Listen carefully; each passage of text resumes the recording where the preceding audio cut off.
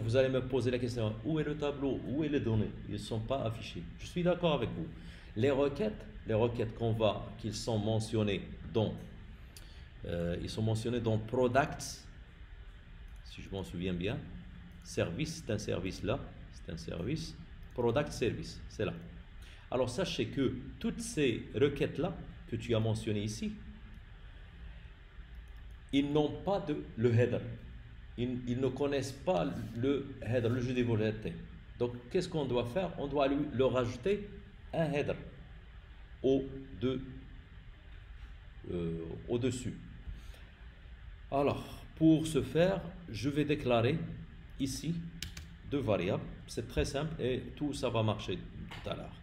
Donc, je vais déclarer une variable JWT qui va contenir bearer, si vous avez utilisé bearer, ou avec le token qu'on vient de travailler avec.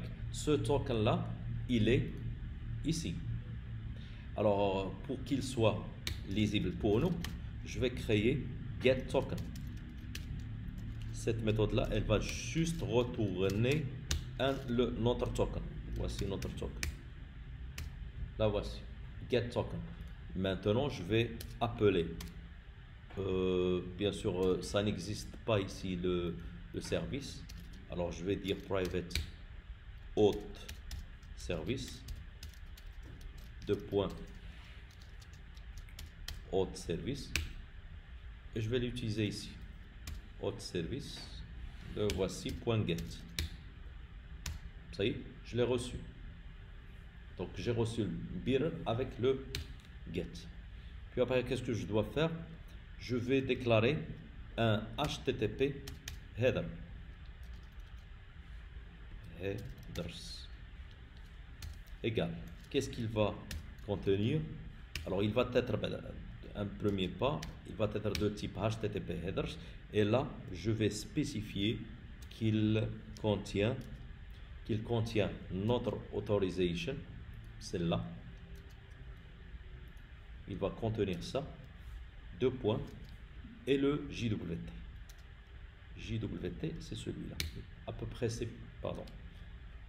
fini. Oui, c'est ça. Alors maintenant, ici, dans chaque requête, vous allez la commencer par entre accolades. Vous allez écrire headers, deux points, et tu spécifies this HTTP headers. Ce que vous venez de voir, il va être applicable pour l'ensemble.